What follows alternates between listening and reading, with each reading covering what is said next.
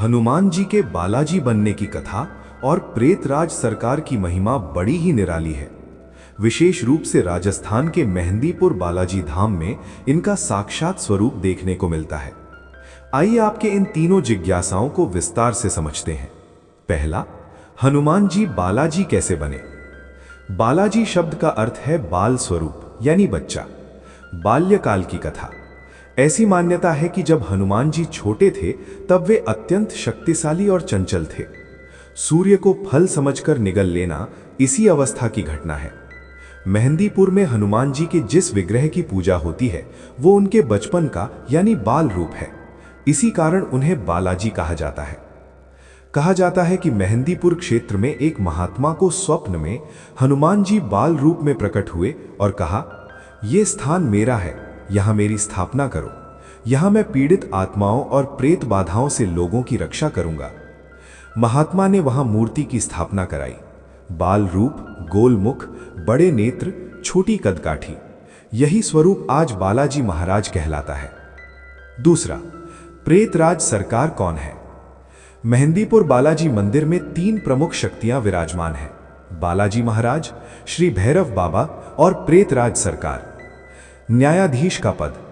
प्रेतराज सरकार को प्रेत लोक का न्यायाधीश माना जाता है। उन्हें धर्मराज का दूत भी कहा जाता है। कार्य। प्रेतराज सरकार का मुख्य कार्य नकारात्मक शक्तियों, भूत प्रेतों और बुरी आत्माओं को दंड देना और भक्तों को उनसे मुक्ति दिलाना है। वे बालाजी की सेना के सेनापति की तरह कार्य करते हैं और दुष्ट आत्माओं पर शासन करते हैं। तीसरा, भूत प्रेत हनुमान जी से क्यों डरते हैं? शास्त्रों और लोक मान्यताओं के अनुसार हनुमान जी से नकारात्मक शक्तियों के डरने के कई ठोस कारण हैं।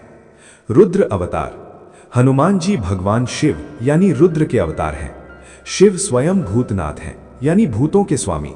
इस नाते सभी अदृश्य शक्तियां उनके अधीन और उनसे भयभीत रहती हैं। अष्ट सिद्धि और नवनिधि। हनुमान जी के पास ऐसी सिद्धियां हैं जिनसे वे अत्यंत सूक्ष्म या अत्यंत विशाल रूप धारण कर सकते हैं। वे पंच तत्वों जैसे हवा, जल आदि पर नियंत्रण रखते हैं। राम नाम की शक्ति। हनुमान जी के हृदय में प्रभु श्री राम वास करते हैं। जहां राम यानी सात्विक ऊर्जा होती है वहां अंधकार या नकारात्मकता टिक ही नहीं सकती।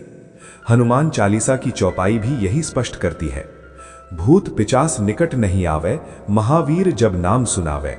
इसका सीधा अर्थ यह है कि जैसे ही हनुमान जी का नाम लिया जाता है, वातावरण में इतनी सकारात्मक ऊर्जा का संचार होता है कि निम्न श्रेणी की नकारात्मक ऊर्जाएं यानी भूत प्रेत उस कंपन को सहन नहीं कर पाती। और ऐसे ही जानकारी के लिए वीडियो को लाइक और चैनल को सब्सक्राइब जरूर करें। धन्यवाद।